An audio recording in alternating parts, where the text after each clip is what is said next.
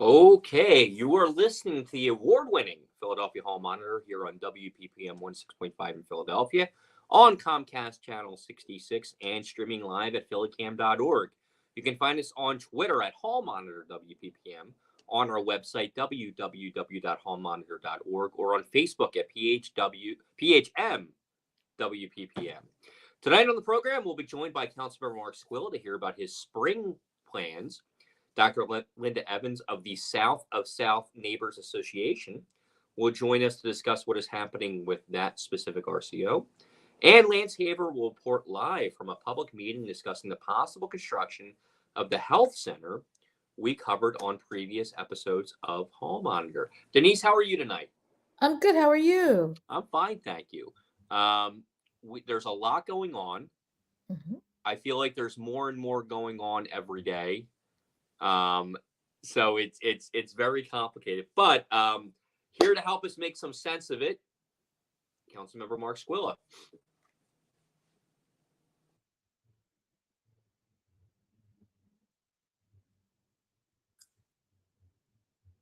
All right, Councilmember Mark Squilla, thank you so much for joining us.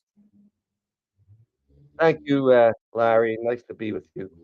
So the first thing I want to ask you about is the big news, the Kensington caucus. This is really interesting, and it's the first time that I remember a caucus coming together around a geographical area. And if we're going to do it, it's got to be in Kensington. So can you tell us a little bit about that and how it came to be? Yes, I mean, obviously it was the brainstorm of Councilmember Lozada, who, her district is the west side of Kensington Avenue, but it also touched both my district, which I am south of Allegheny, and Councilmember Driscoll's district, who is north of Allegheny on the east side of Kensington Avenue. And, we started communicating, say, hey, we're doing certain things on our side and you're doing certain things on your side. Why don't we work together whenever we're doing something that will impact each other, join together, make each other know what we're doing and not work in silos, but work in conjunction. And then Councilmember Harity was elected and lives in Kensington. And we thought it was a no-brainer to have, an at-large candidate who lives actually right in there in the middle of this to be able to work together and stay out of the silos, to be able to coordinate efforts together. And so the Kensington Caucus came to fruition. And what we try to do now is when anything that we're doing, whether it's legislatively or policy-wise or even a request to the administration, we touch base with each other first and then move forward.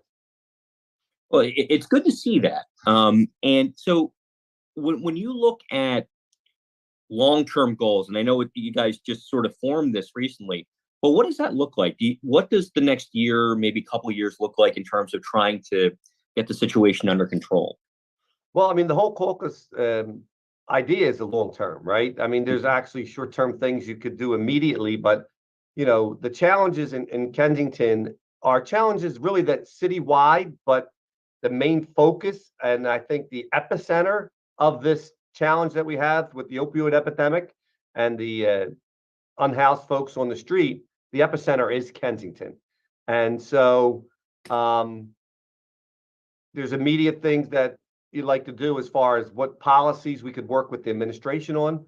And then there's legislative things we as council could do to create laws or create priorities for that area. And so the key also, though, is working with the administration. There's two forms of government that are involved here, and really three, because we have the legislative branch, which council is, where we create the rules and laws. And then you have the executive branch that works on, how those laws are enforced. But then you have the judicial branch, right, which is how the laws then that are enforced are processed. So we're making sure that the administration is involved in all the steps that we're doing, working with them. The courts are involved, right? But we also bring it in the district attorney's office, the defenders association, the managing director's office, and the providers and the people who are issuing services in those areas to come up with a plan on how to make it better. How do we address the concerns of the unhoused people on the street? How do we get them the services that they need? And in the meantime, make it so that we don't negatively impact the people who are living in that community that have seen such a devastating effect of this opioid crisis that we have in that area. So, speaking of the providers who do certain things in the area, there's a report in the paper the other day that a couple of these groups, Savage Sisters and Prevention Point, are Savage Sisters. Their lease is not being renewed, and Prevention Point is under the microscope a little bit. Now, these are organizations that were doing some of these things, needle exchange and things like that. Is the goal is it just these groups specifically, and maybe you can't speak to this exactly because it's not necessarily your district, but generally speaking, is it more like that these organizations are maybe being viewed as not helpful, or is it Yeah, I'm going to say, listen, we want to work with all our providers. I think what the challenge was that we have some providers that are doing what they believe is best to help the people who they are trying to help. Us as elected officials have to help both the people on the street or that are unhoused in addiction to get them what they need. But sometimes the providers only help one side.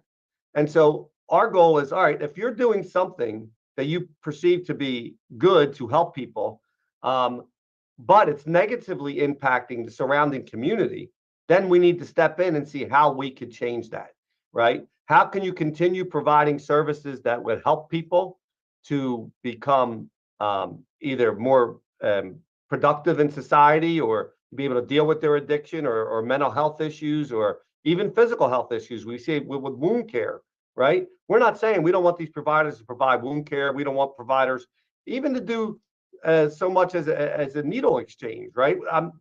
Nobody's against these things, but if you're a provider that has received maybe 30, 40, 50 calls a week or a month surrounding your facility from the police or other law enforcement agencies, we have to take a look at that and see, is your negative impact more of a problem than what your positive impact is on helping some of the individuals? There's no reason why we can't do both by helping people on the street. We have great providers who do great things that help people and aren't a negative impact on the community, right? And so we have to make sure that we look at every one of our partners out there, all people who are providing services, and then work together so that both the people on the street are getting the best possible help they could get, and that community is not being negatively impacted by this provider being in that location. Now, as if you didn't have enough on your plate with the work you're doing in Kensington, you're also incoming chair of Appropriations and Commerce and Economic Development, two really important committees. What are your goals for the spring session, generally speaking, and in regard to those committees?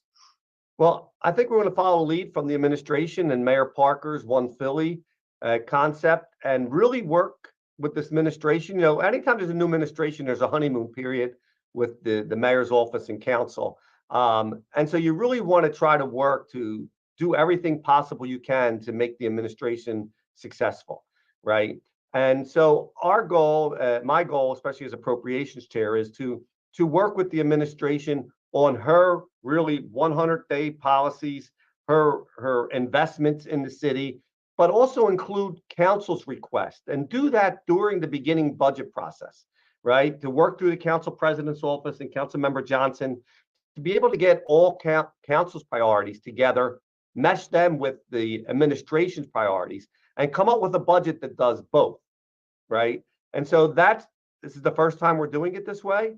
So it's going to be a challenge. Everybody's used to working again in silos. So one council district will want this, the other council district will want that. And then you try to piece that all together at the end, and everybody's screaming and hollering at each other. So the goal for me is to get all those things up front, work with the administration to get their things in, and try to mold them together so that we have a unified budget when it's first announced, not a budget that's just the administration's budget and the council's going to go in and change it and add all these things to it. And so that's our goal for this first budget coming out, and it's only in a couple weeks. that will be announced. So, it's got off to a slow start, and the idea of doing this is an easier concept than it is to get everybody's ass in place, because there's always something that, oh, I forgot we needed to do this, and this we want to add later. So that's still going to be a process after the budget is introduced. But the goal is to get the majority of the council members' request into the initial budget, and work with our council president and our leadership, with our majority leader and our whips, to make sure that we get that into the initial budget and then proceed from there. So, because really, from the time the mayor's inaugurated until the budget address, it's really only about 2 months or so. It's not a lot of time. No, not at all. And, No. and so did that start on like day one, where it was a unified, like, okay, let's start talking about it now, getting the ball rolling? Well, obviously, the administration had to put certain people in place to make sure, they have people so that we know who we're working with, right? Who's going to be making those decisions. But there's some institutional knowledge folks that have been in government, that are in finance, that I'm sure have a template budget that they already have. And now we have to incorporate the priorities of the administration, right? Of the main things that want to be funded. And now we're adding some of the priorities from council into that. So, we wish we would have more time. I'm sure next year it'll be even easier to do something like this, but this is a real short time to try to mold this together. It's not like something we've been working on since June, July, or August. It's something that just started in January, and the end of January. So it is going to be short to put all this together, and we'll have some stumbling points, I'm sure, but it still gives us time after the budget is announced, and this administration is doing it fairly early in March, so it'll give us even more time to work out any challenges that we have. Right, because you don't have to pass it until June, so there's time to get it worked out. And and I forgive me, I'm drawing a blank on his name, Rob, who was the budget director. But Council President Clark's budget person. Bob McDonald. But yeah, fantastic, and he's in the administration now, so I think that helps too, because he's excellent. And he is excellent, and he really goes in, and his heart is in the right place to get everybody the proper information. And so having that relationship with the administration and council, to somebody that and Rob's been there forever. He was there before I even came on council, and he's a master at putting the budget together and making sure that we think we have everything we want in it. So he's really good at that part of it. But again, doing this new concept is going to be a little challenging with the short timeline that we have to do it. So it's not going to be a perfect budget that I think you see introduced, but I think by having this first year where a lot of members on council really want to make Mayor Parker successful here and try to push that agenda forward. And the One Philly idea is something that we need at a time where we don't want to work in silos and everybody work independently on things. And holding that together, at least through this first budget process. All right. Well, I'd like to bring in Denise Clay Murray here on Philadelphia Hall Monitor. Yes, thank you for joining us, council member. We really appreciate it. Thank you, Denise, and thank you always for your great questions.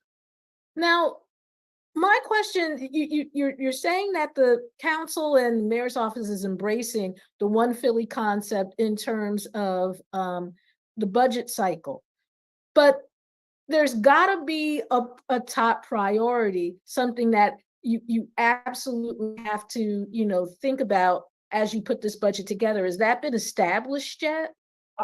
I think the administration's top priority has been established, and council members, public safety, I think, is the top priority of the administration. I think what was said by majority council members and the administration is that if people don't feel safe, you can have great plans for attracting business, you have great plans for retaining residents, you have great plans for bringing in visitors, but none of that's going to work if people do not feel safe.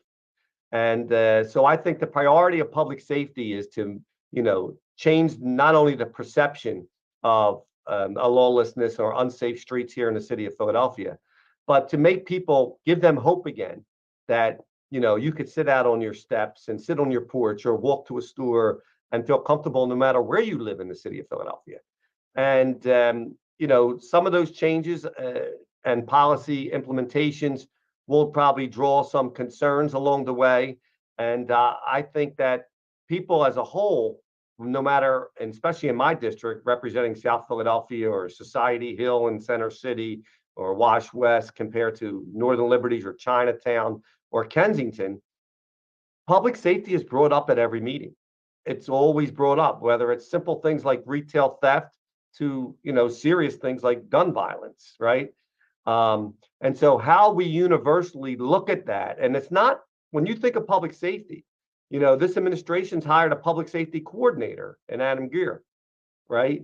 We saw that in Trenton. When we went to visit Trenton and we looked at what they were doing when they had 35 or 45 days without a homicide, say, hey, what are you doing different than we're doing?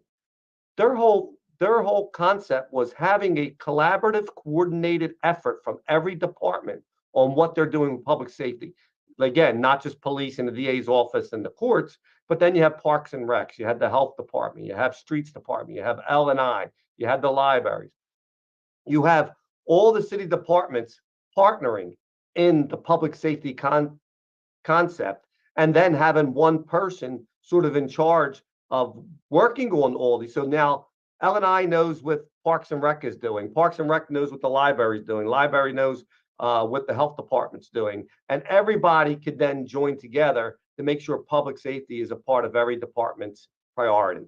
And we didn't do that before, right? Each department said, this is my public safety plan, and this is my public safety plan, and didn't sort of coordinate all those efforts. So again, Adam's new. He's got a big job ahead of him. But the mayor saw that focus and priority and put somebody in charge to try to bring all these departments together and make sure they're coordinating with each other and working together to make public safety the main focus. Okay, now you mentioned, because thanks to a question that Larry asked you earlier, that some of the folks that have been in Kensington and providing services have only been providing service to one side of the equation. But possibly the other side of that equation, and it's come up in council in a different way, is when you get these unhoused people who are in addiction off of the street, where do they go? Most of council passed legislation that barred safe injection sites for most of the districts, excluding the 3rd district. But if you're going to get people off the street who are in addiction, you got to have somewhere to put them. Has anyone talked about the possibility of more drug treatment in the city? And Council Member Ahmad, who's in charge of the Public Health Committee, is she going to be brought in? Is that committee going to be brought in to further this discussion? Absolutely. And all members of council are going to be part of it. There is a Kensington caucus of the 4 members, but every member of council is going to be part of this, because what is being established is not just for Kensington. It's a citywide approach. You can't do just one thing in one part of the neighborhood. Part of the problem in the city, because part of the problem was, people in Kensington thought that what was going on there was a containment strategy. Like, just let everything go in Kensington, but we won't allow this in other areas, right? Let it go there so it would only stay there. But what we found out by doing that is it got so big that it couldn't even stay contained any longer. And it starts spreading out to other areas of the city. And whether they were traveling through public transportation or just going to other areas because, it was maybe becoming too unsafe for even the people who were unhoused. So this is a full council approach with the administration to use that. And when we talk about places to go, exactly is that, because the focus has been on getting people into care, whether it's wound care, if they have open wounds, getting them into rehabs or MAT, if it's addiction, getting them to mental health care, working with our hospitals, whether it's issues with mental health and other comorbidities that we see out on the street. And the goal is to get them into services. right? Not just go out there and do a sweep and say, we're locking everybody up and we're just going to discard them, right? The goal is to get them there. And then when we do that, we're looking to create a location that will have what we call a continuum of care process.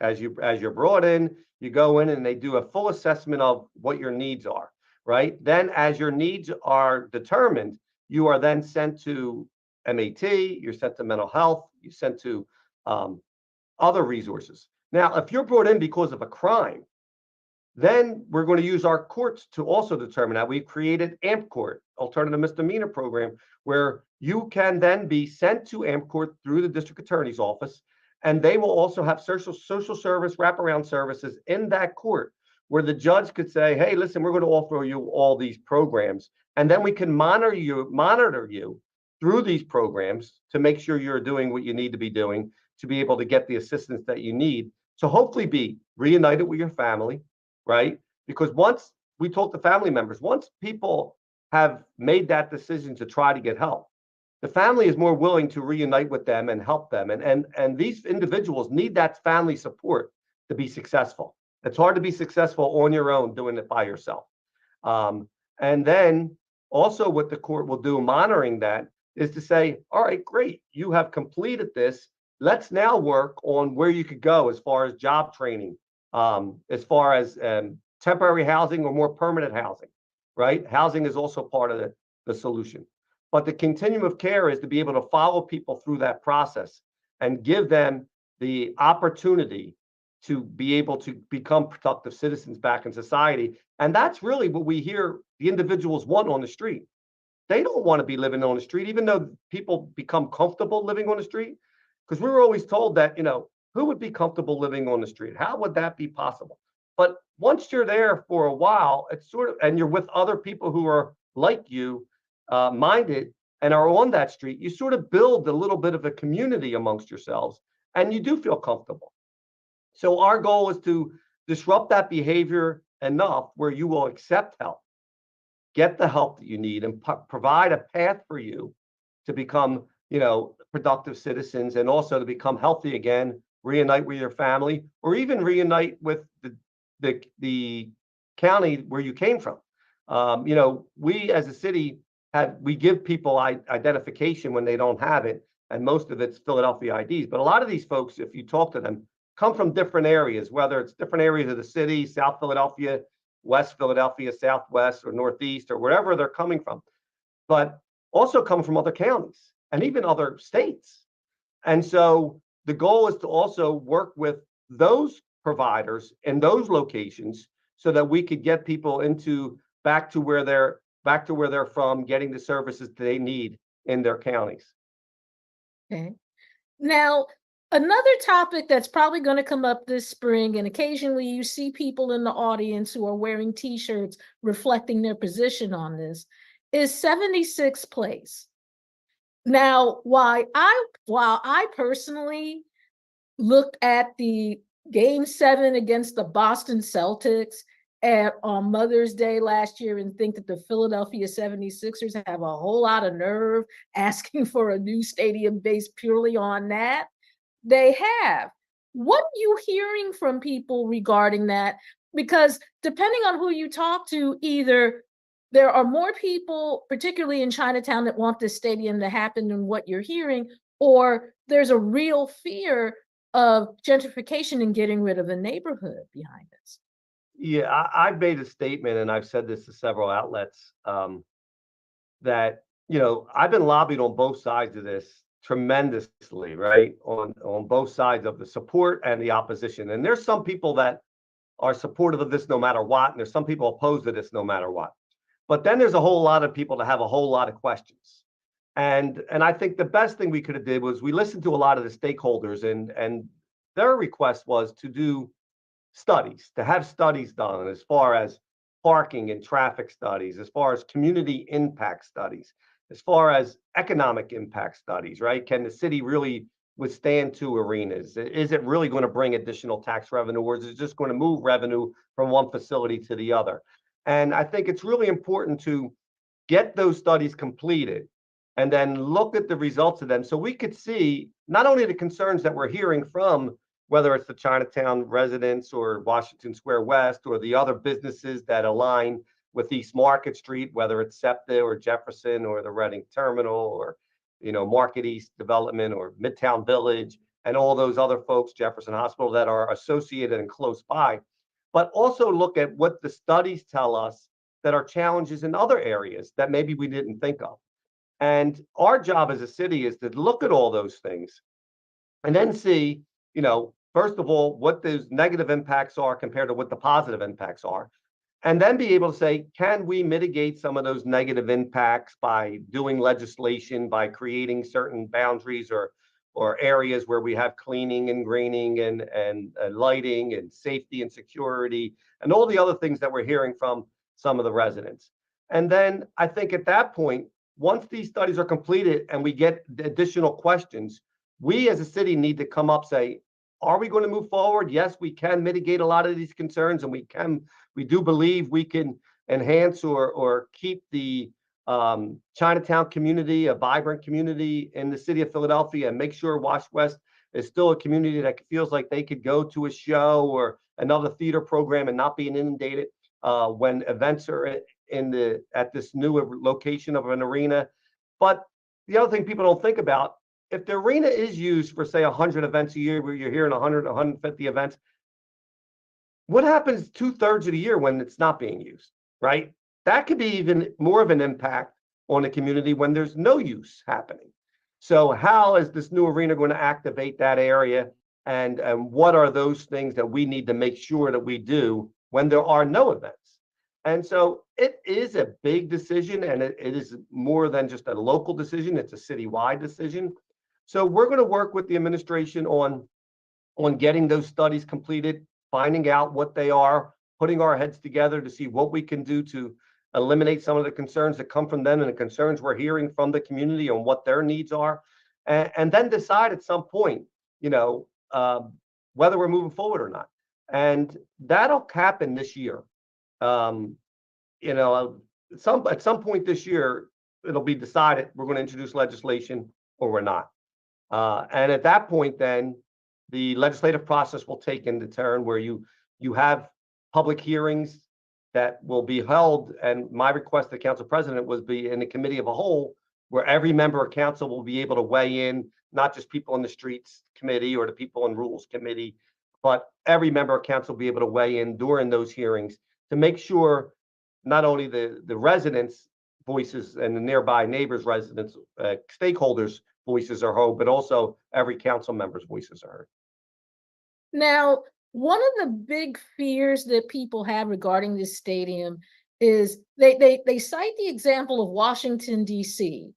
The stadium where the Washington Wizards and Washington Capitals play, basically, and I've seen this myself, basically made it so Chinatown is only a stop on the metro, that the actual Chinatown no longer exists in the form it did. And now the Capitals and Wizards are talking about moving to Virginia and moving out of that area. Is one of the things that you're looking for some sort of guarantee on the part of the Sixers or on the part of the people who build this, that it won't end up being a white elephant in this section of the city? And that's a legitimate concern. I went to Chinatown in DC with some of the members of the Chinatown community. I also went to DC again with the Philadelphia City Planning to understand, what would they do different if they were to do this over again? What protections could be put in place to make sure that maybe there's no gentrification, or that the impact of an arena like this to sort of decimate the long-term outcome of a Chinatown. And that's a serious concern. And the other concern is what happens when it's all over, right? 30 years from now, if the lease is for 30 years, what happens to that area? And again, for Chinatown and Market East, right? That's the middle of our commercial corridor on Market Street. We need to make sure we put protections in place. If this is going to move forward, we need to get approvals from the development team. We also have to require certain things from that team through legislation so it could be codified in law, so they will have to do it. And there's not saying this is just a wish. And you hear about CBA, community benefits agreements, and other things that maybe the development team is working with other stakeholders to give them certain things to maybe offset the negative impacts that they may feel. That would also have to be codified within legislation. So then the city can defend it. The city can hold them accountable if they don't do it. And that's the only way this arena project could work, by having those things codified within the agreement that allows them to do it, so that they would be responsible, and then for us to also hold them accountable for what the promises were made, and making sure that we hold true to that.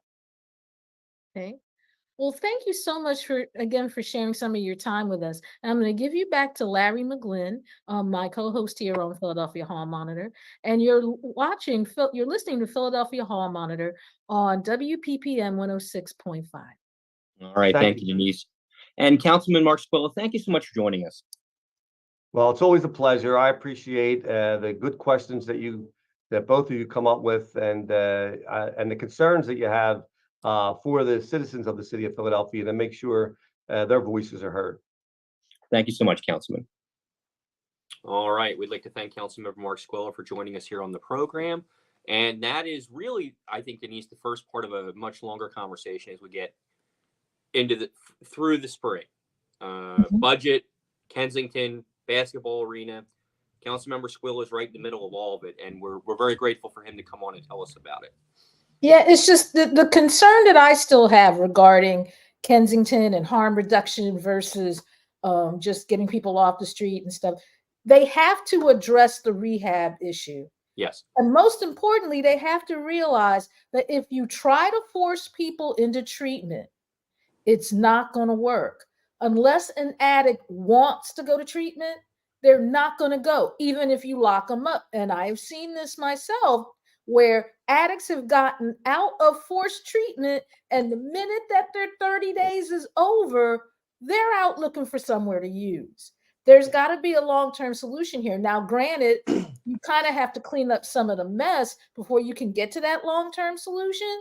But this is another one of those things where it's been thought out, but I don't think it's been thought out enough. And it's got one pet peeve that I must bring up because I saw it and it drove me crazy.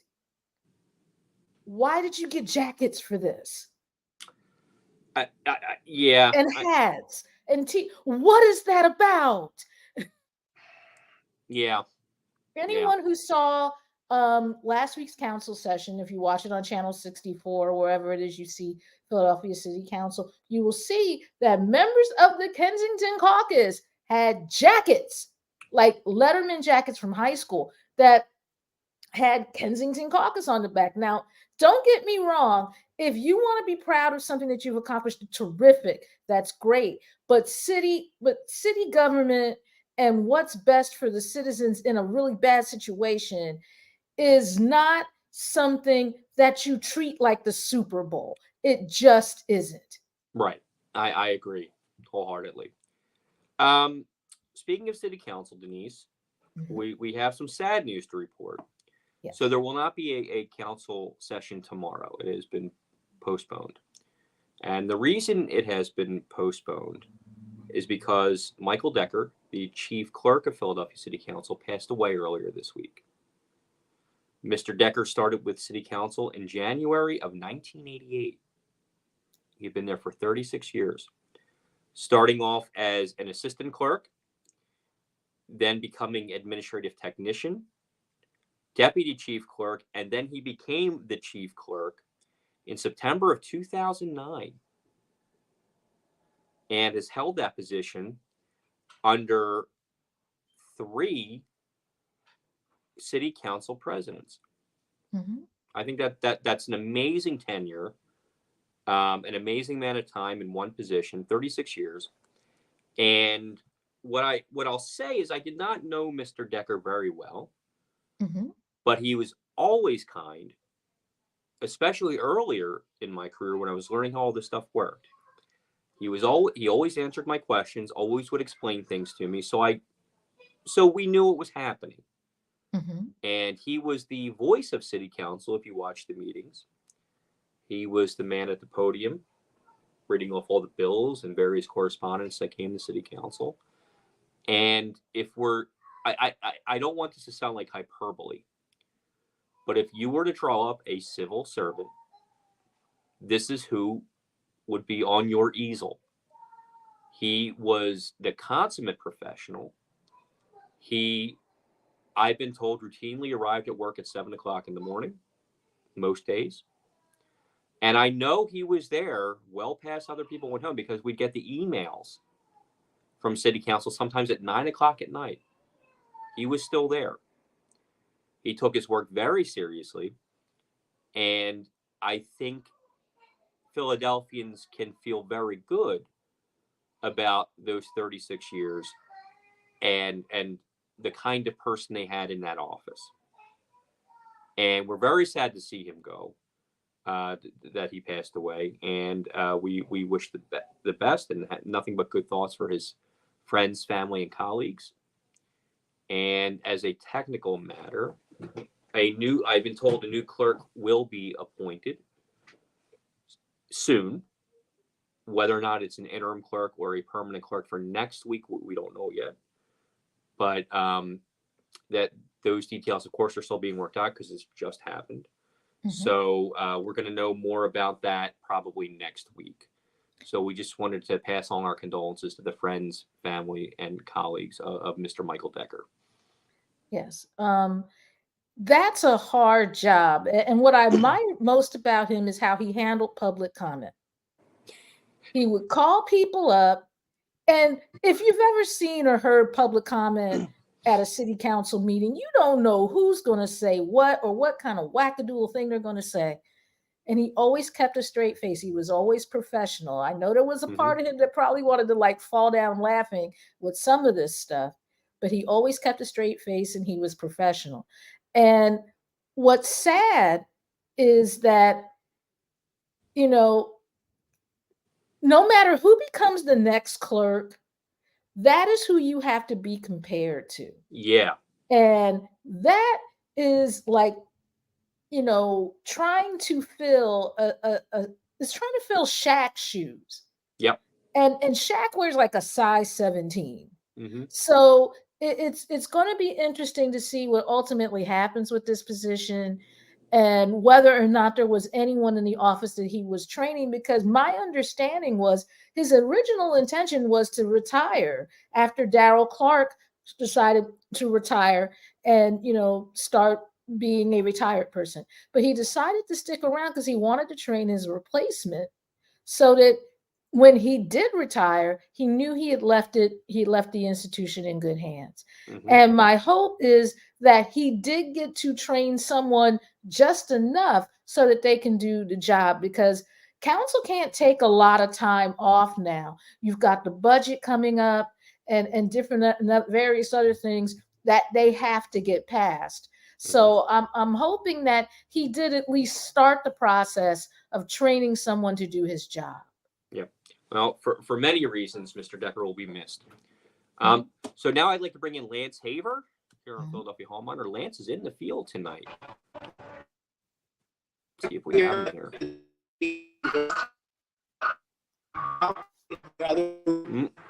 You hear the kids play basketball, which is good. In other words, public meeting discussing whether new health centers are going to be built.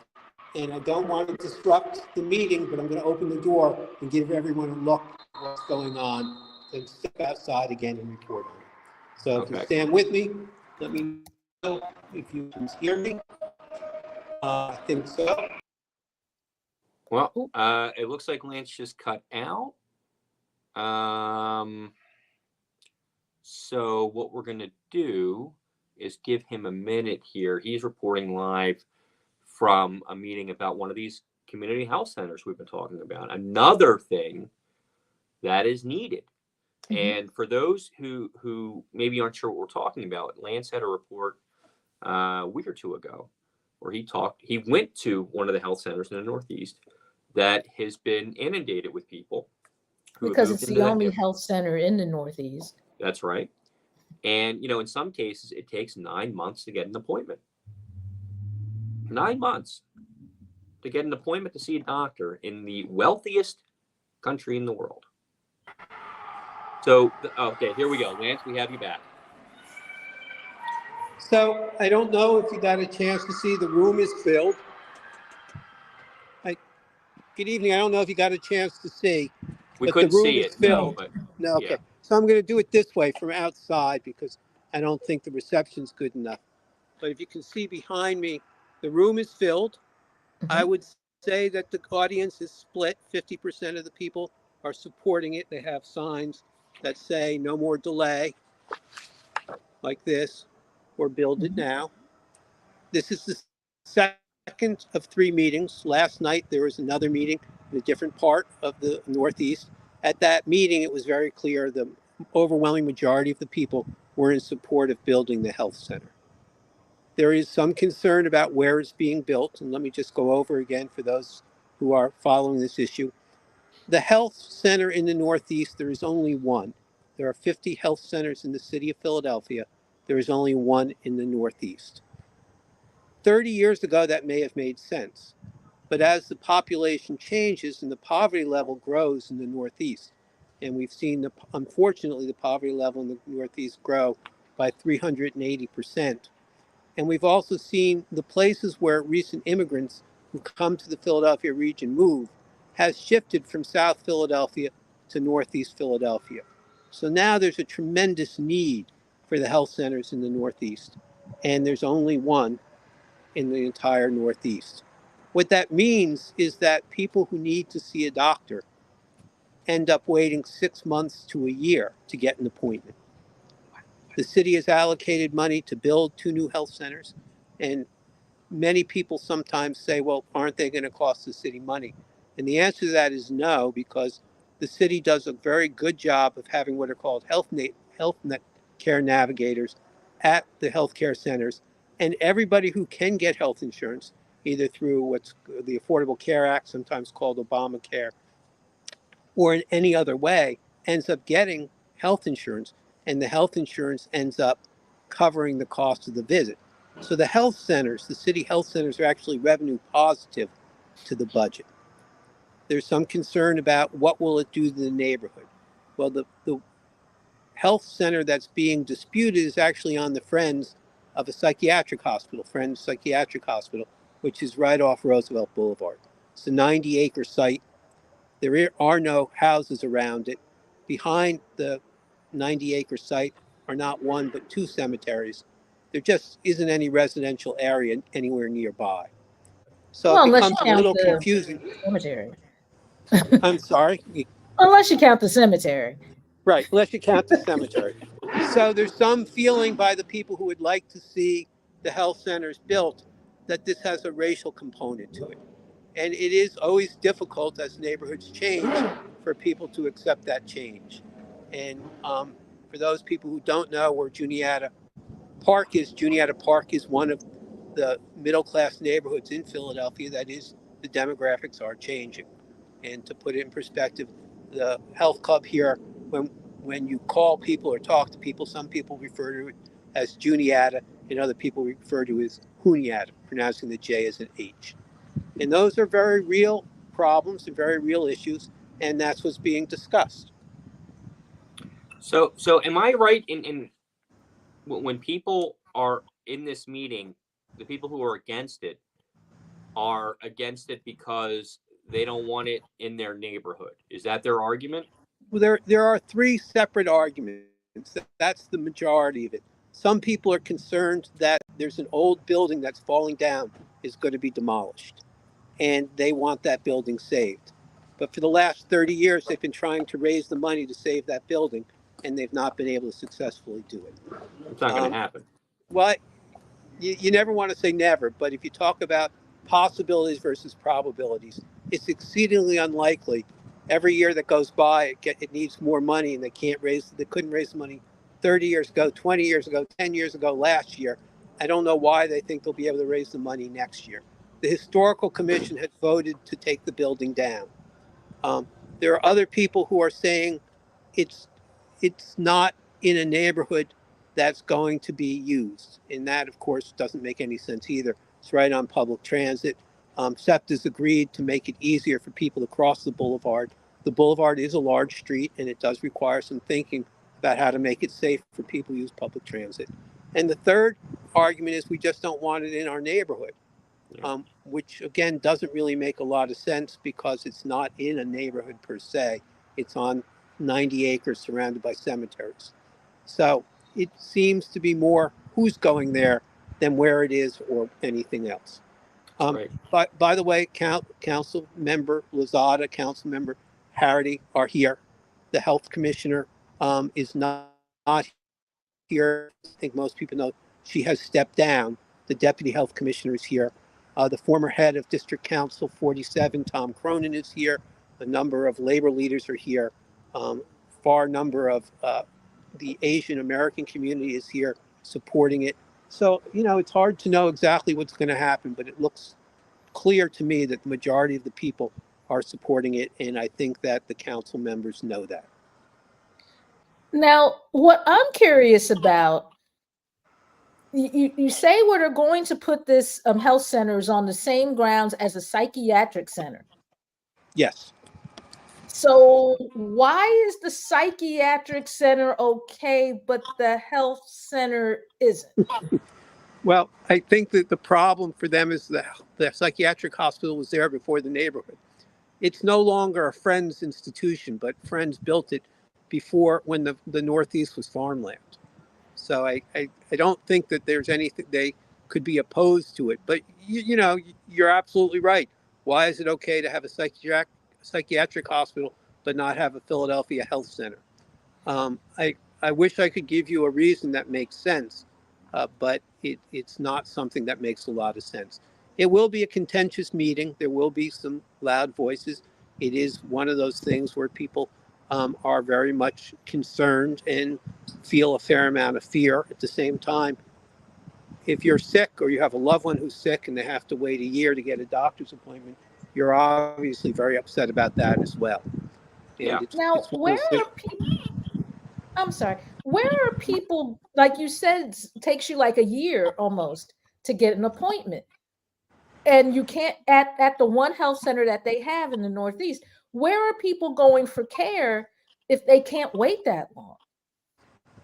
So unfortunately, many people are going nowhere and they're getting worse. The common belief that people can go to the emergency room and get treated there, that's not true. You can go to the emergency room if you have a life-threatening situation and the law requires the hospital to stabilize you, but the law does not require the hospital to treat you for a chronic condition.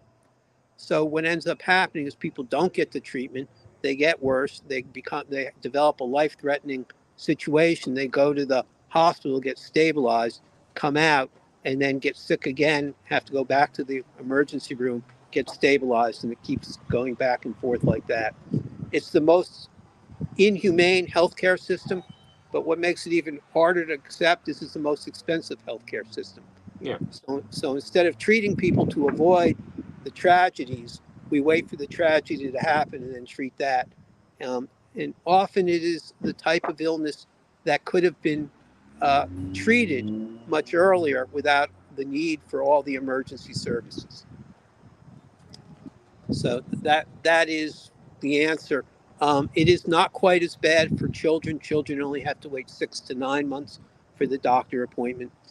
But it is a health center that treats the recently unemployed.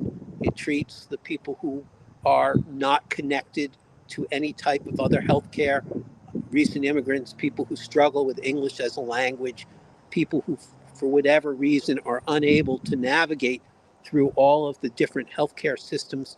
And we do have some very decent healthcare plans for children. CHIP is one, but not everyone can navigate all these things. And again, one point we may want to do a show on the wisdom of the state of Pennsylvania deciding that all poor people should sign up for all their services on the computer. Sometimes it becomes, you just look at somebody and go, well, if someone's desperately poor and homeless, exactly which computer are you expecting them to use to sign up for SNAP, which is the new name for food stamps, or to sign up for health insurance, or to sign up for whatever they need. But it just, we have people amongst us who are struggling, who are not connected to these social service networks. And when they get to the health centers, the city connects them and tries to do what it can to help them stabilize. Without more health centers, people have to wait that 6 months to a year to get those services, and they get worse. And you know, the people opposing this, I don't like to make broad generalizations, but you know, they probably maybe haven't had this problem. It's again, you know, maybe I'm going to cover the third meeting, and maybe I'll be able to get inside and record some of the people who are saying it and play it for our audience so people can hear firsthand what they're saying. But what I have heard at the other meetings is things that don't make logical sense to me, and I don't feel comfortable trying to advance an argument that doesn't make any sense. It's always nice to preserve buildings, but none of these folks showed up to try and save the historic building on Jewelers Row. So the call to preserve buildings can't be primary, because that was, you know, when it comes to just making money and taking down those beautiful old buildings on Jewelers Row, there wasn't a large outcry. When it comes to tearing down a dilapidated building that nobody's using to offer health care for 400,000 people, there's the cry, we have to save the building. So it seems a little hypocritical to say we only care about old buildings when we can block a health center that serves an immigrant and poor person's population. A church, no less.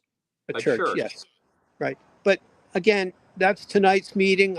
I'm here Tuesday night. There's a final meeting. I will set up my equipment, and I'll try and film some of the people for what they say, and we'll go forward from that. We'll broadcast it next week, and we'll see what we can do. But I don't expect the city to stop building. I think people understand the need, and I think enough people who need it have put aside their discomfort in having to stand up and say, I need health care. I can't get it any other way. I think enough people have put aside their difficulty in saying that out loud and are coming out to make it clear what's needed. All right. Well, Lance, thank you so much. Oh, go ahead, Lance. Well, I just wanted to put in one more pitch. I hope people got a good chance to think about the neighborhood groups and think about what's going to come up with the ballot question. Should the neighborhood groups be given liability insurance by the city so they can continue to serve their functions? I didn't get a chance to hear Dr. Evans talk, but I do think that those type of issues are things we'll continue to cover. And I hope that our listeners stay in touch and continue to watch so we can report on these important neighborhood issues. All right. Well, Lance, thank you so much. Yes, thank you. And we are going to play the Dr. Evans interview right now because I think we have just enough time to do it.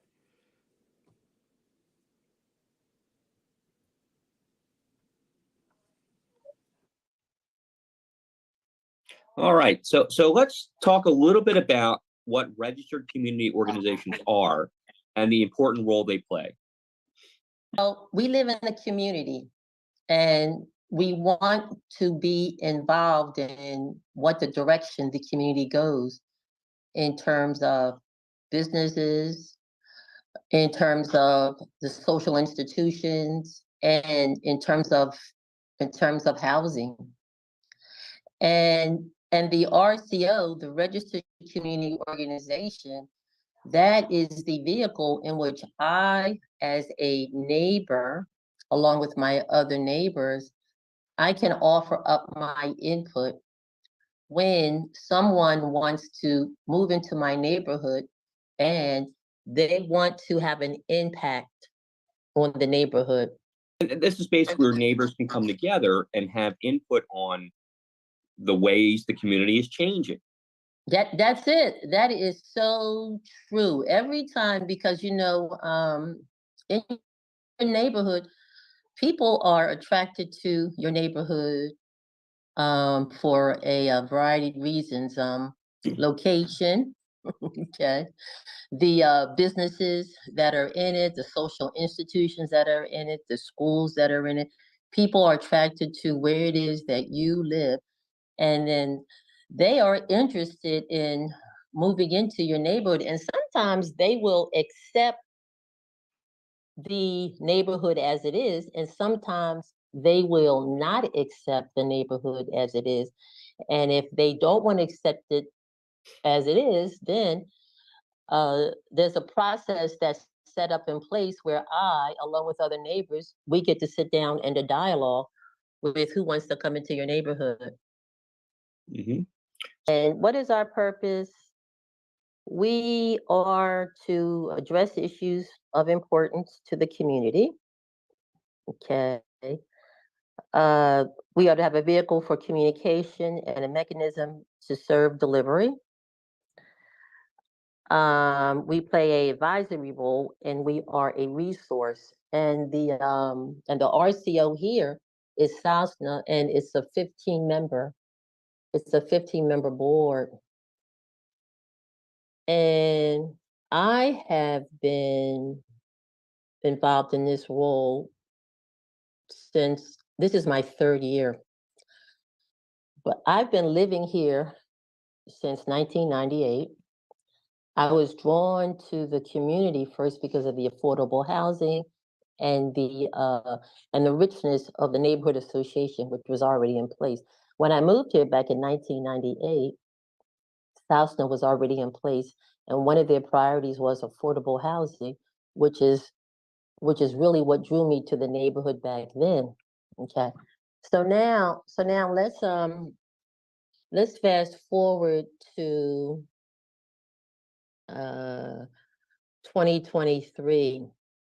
Every year we have an election because the SouthSnow board members must be replaced. Okay. And so in October of 2023, we had our election. And after the election, I just observed some events that I had concerns about. After the election, I was troubled that we had 5 members of a local company become a board, and that those 5 members were employed by OCF Realty. And then also I was uncomfortable with that already on the board, even before the October 2023 election, we had 2 board members who were married to each other.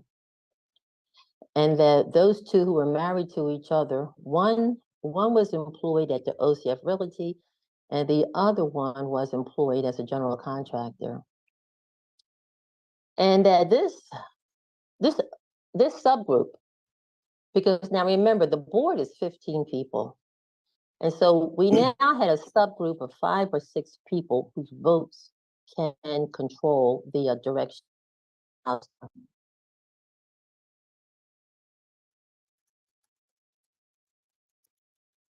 There we go.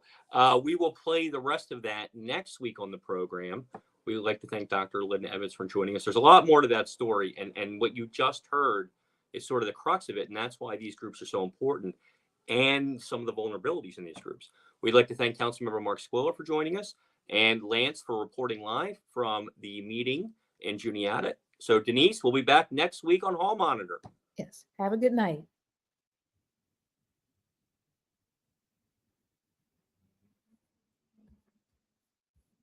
Hello. Oh.